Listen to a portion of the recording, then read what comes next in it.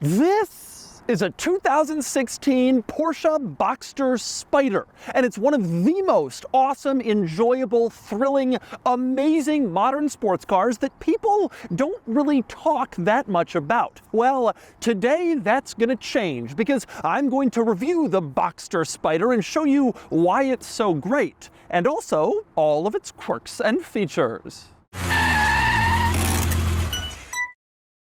Before I get started, big news, this Boxster Spyder is currently for sale, and it's being auctioned live on Cars and Bids with no reserve. This car has a manual transmission, just over 32,000 miles, and it's been wonderfully kept by a friend of mine, and now you can buy it on Cars and Bids. So, once you finish watching this video, click the link in the description below to visit the live auction for this wonderful Boxster Spyder, where you can bid on it and buy it only on Cars and Bids. All right, time for the quirks and features of this Boxster Spyder. And I'm going to start with a brief overview of what this car is. Specifically, it's the high-performance version of the third-generation Porsche Boxster, which is called the 981 model by enthusiasts and also by Porsche internally. Now, the 981 Boxster came out in 2013, and it was sold through 2016,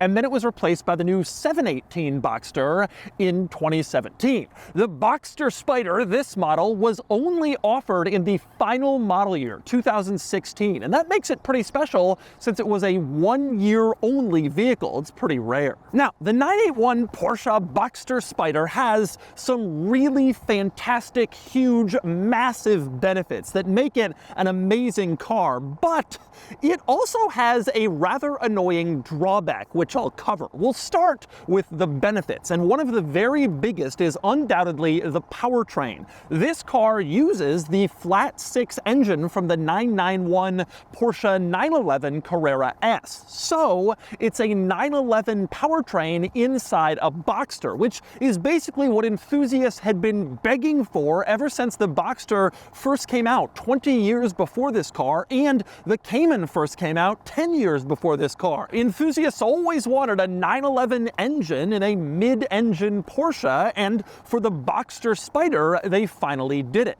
But Porsche also put this very same engine into a Cayman to create the Cayman GT4. So this is essentially an open-top version of the Cayman GT4, but this car has some benefits beyond that that you might not realize. A big one is the suspension. The Cayman GT4 borrowed its front suspension setup from the 911 GT3. That made it especially aggressive for racetrack driving, but it also meant that the ride was exceptionally harsh. The Boxster Spyder did not get that GT3 suspension, so it's more comfortable and a little bit more compliant. Now, if you plan on racetrack driving, that means you'll want the GT4, but for day-to-day use, it's an advantage for the Boxster Spyder. And then, of course, there's the other obvious advantage. It has an open top. As wonderful as the GT4 is, wouldn't it be cool to drive around in a GT4 and feel the wind in your hair and the breeze and see the sunshine as you cruise around? Obviously. And so that's another nice thing the Boxster Spyder has that the GT4 doesn't. But while the convertible open roof roadster driving experience was a benefit of the Boxster Spyder over the Cayman GT4, it was also a drawback because the operation of this roof is, well, rather ridiculous. You do not get a full power top because this is a lightweight model. In fact, this was the lightest Porsche that was offered in 2016 at around 2,900 pounds. And so there's no full power top that would add weight. And so instead, the process of putting on the top or taking it off is rather ridiculous. I'm going to try to do it on camera in one take. Here goes. So you begin by opening up this rear lid, the rear trunk, essentially. You pop it open with the key fob, then you come around to the back and open it up. And it opens, well, rather tall. Then you come over here and manually lift the top out of the back of the car and basically into place on top. Then you have to go around to the back and close the trunk lid. Obviously, all of this is manual. Then you have to go around here and take these little flaps out of the hole they live in and stick them inside this spot on the body and make sure they're clamped in place. Come over here and do the same thing, clip it down. And now the top is sturdy. Then you gotta go inside the car, turn it on very briefly, or at least the accessories, and press the top button on the inside, and then it latches fully in place. Unbelievably, this process is even more complicated if you want to take the roof down. If you do that, you start with this button inside that unlatches the top, it releases the tension, and it also pops open the trunk. Now from there, you have to go to these little panels and press an unseen button that allows you to unlatch the panel and then stick it inside its little home in the roof area. And then you gotta go around and do that on the other side. Again, an unseen button, unlatch the top, stick it in the roof panel. Then you open up the trunk and then put the roof back. Now it's down. You close the trunk, and we are still not done because the last step is there's these plastic flaps that you have to close, and only then is the roof actually down. It's a ridiculous thing. And obviously, this isn't something you're gonna wanna be doing very frequently, which is why this car is absolutely perfect for places like here in Southern California, where it's typically mild weather with very little freak rainstorm possibility. You're driving this thing around in Florida, you don't wanna get hit with a massive instant monsoon. The owner of this car told me he's been able to get the top up and down in about 30 seconds, which isn't awful, but it's not exactly the same as just pushing a button and the top goes up. Now, all of that manual top stuff does save 24 pounds, so it helps this car become lighter, and again, the lightest Porsche that was offered at the time.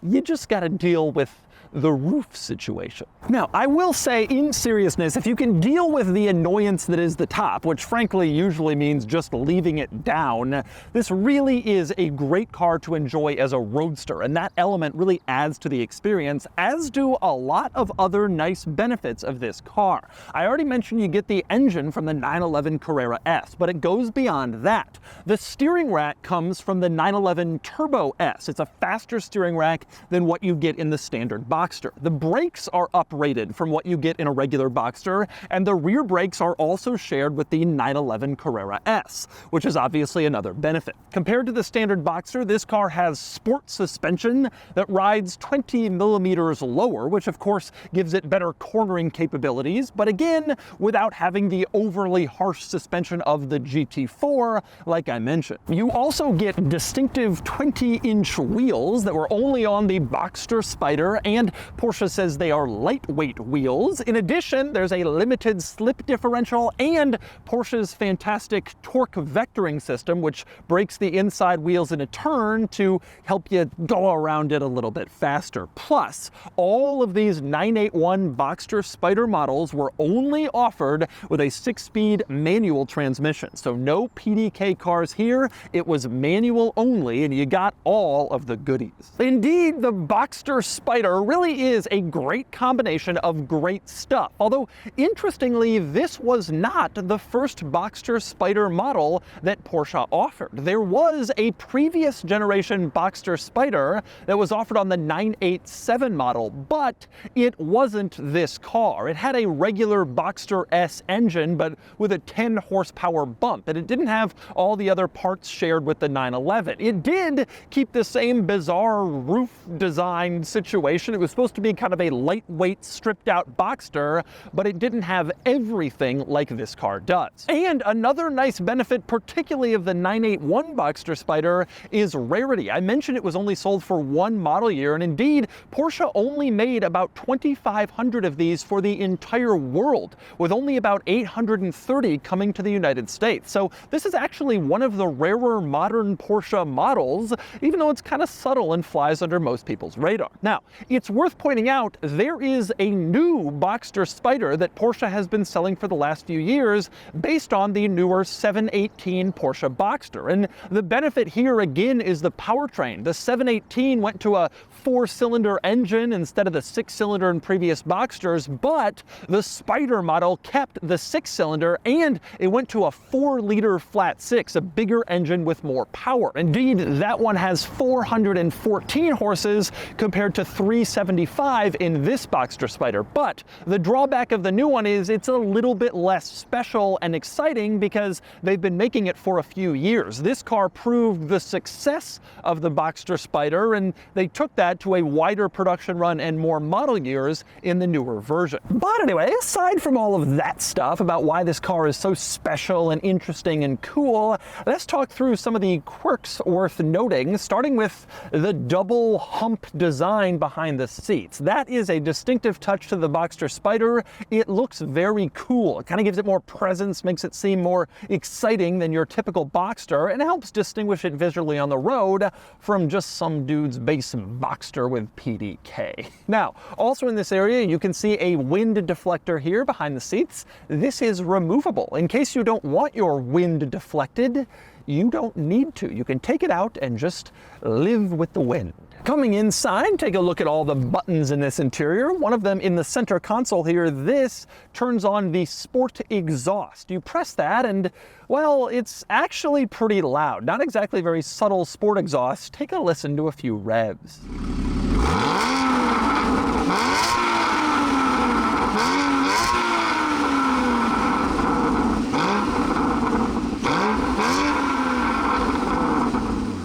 Beyond that, one nice benefit of the Boxster Spyder, you get heated seats, at least in this one, which is a nice touch to have, especially in a car where you're going to be keeping the roof off pretty much all the time since it's so annoying to put on. So a nice convenience feature despite the stripped out nature of this car. Same deal with the center touchscreen. This is, in fact, a touchscreen, and it's actually fairly responsive, even though this car is almost 10 years old. Plus, you can control a lot of it with the buttons on the bottom if you don't want to just be tapping the screen. Obviously, you don't get the modern comforts like a high-resolution top-down camera or Apple CarPlay, but it still works reasonably well. And there's another screen, this one in the gauge cluster, which allows you to cycle through various different displays to show exactly what you want to see, whether it's your phone or the music you're listening to. There's even a map display in this screen, so you really do have some customizability here, even if you don't have a full-screen modern gauge cluster like you would in a brand new model. As for the general look of this interior, I have to say it's surprisingly subtle in here. It's very well made, high quality and functional like a lot of Porsche models, and the materials are very nice. You don't have cheap plastic, stuff's not rattling around or loose in this interior. It looks good, it feels good, but again, very functional, very Porsche, and not very, well, special for the Spyder model. You don't have a lot of distinguishing features compared to a standard Boxster. It does say Spyder right here in the middle next to the gear lever, as you can see, which I guess is one nice touch and a major focal point. You also have Spyder stitched into the headrest, sort of embroidered in there to remind you that this one is special. And you have Spyder in the tachometer in the gauge cluster right in the center. But other than that, you have a fairly standard Porsche-like interior here that is, again, all business like you'd expect from a Porsche, even a special performance one. By the way, one other interesting item worth pointing out in the gauge cluster, there's a tiny little window right below the center of the needle, which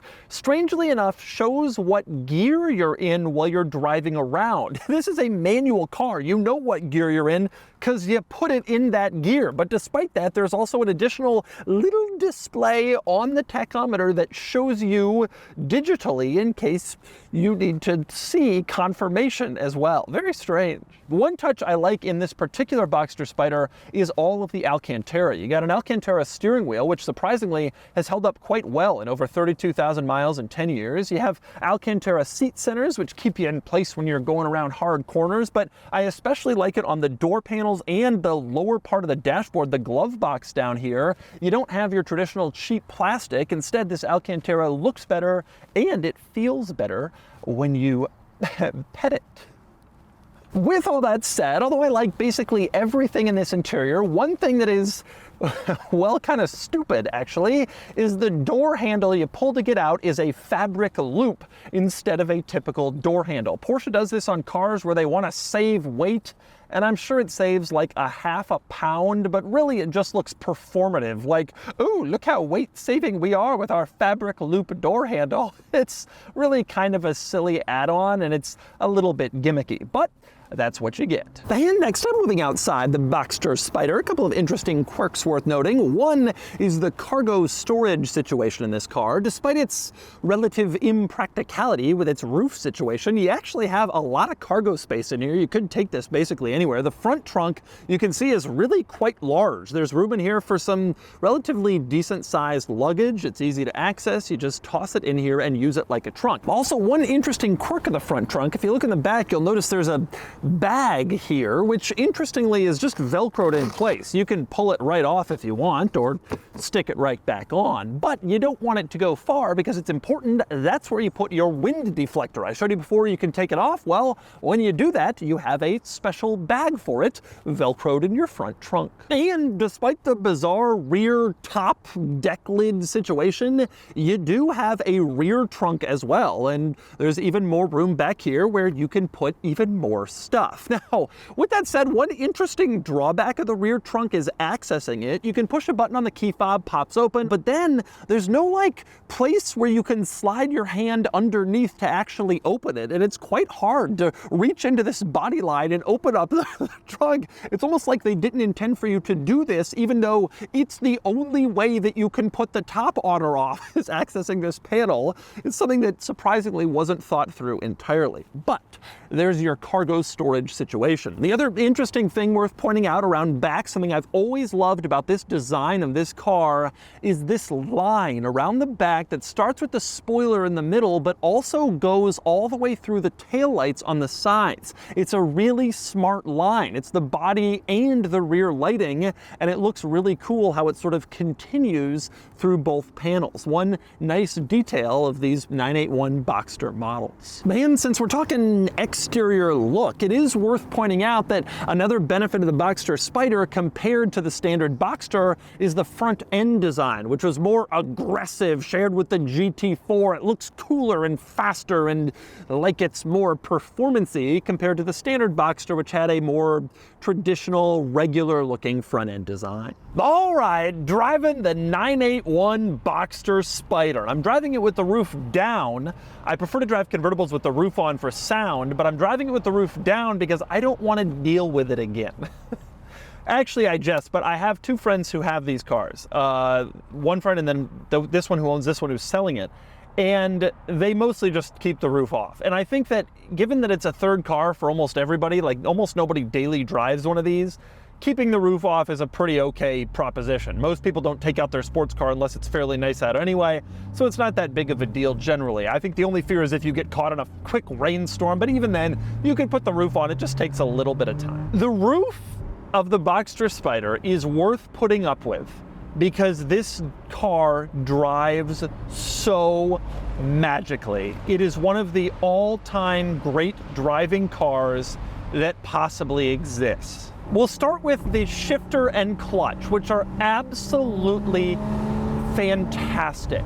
Absolutely perfect. This car also does rev match downshifts for you, and it does a great job. But even if it didn't, rev matching is so easy because the clutch it's perfect. The amount of rev hang is just perfect. Just enough to do a very easy downshift, and the whole process is incredible. The clutch is light, but not so light that it's annoying, but not so heavy that it's difficult. It's perfect. The weight of the shifter and the feel of the shifter in your hand is incredible. It makes gear changes not only easy, but a total joy.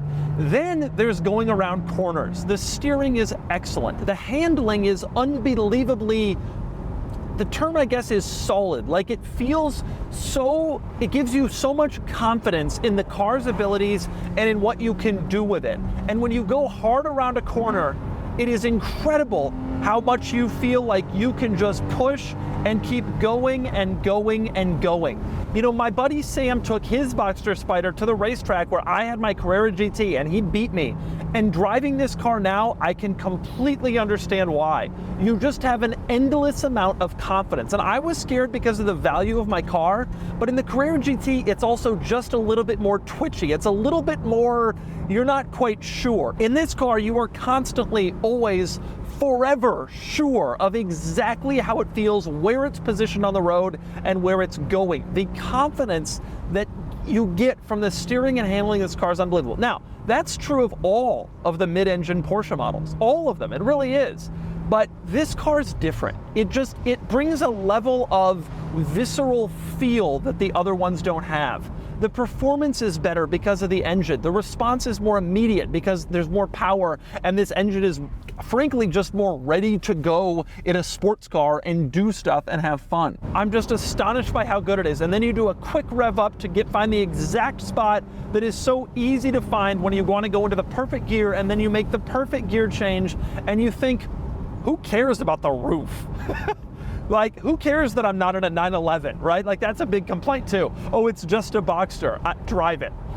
I gotta be honest, I have driven all of the modern Porsches from the last, I don't know, 15 years, 20 years. I mean, I've driven basically every recent Porsche, and this one probably drives the best aside from the Carrera GT, which I think just has more gravitas and more just amazement to the feel, and the 911 ST, the new 911 ST. Other than those two cars, I would put this very next in terms of the overall driving experience, and frankly, the new Boxster Spyder, which has, again, is not as special in terms of production numbers, etc., but has the 4-liter and all that. So they're both amazing. And I have to say, I do prefer the suspension feel of the Boxster Spyder to the GT4. I love the GT4, and it's one of my very favorite Porsche models, but it is harsh and it would be difficult to live with.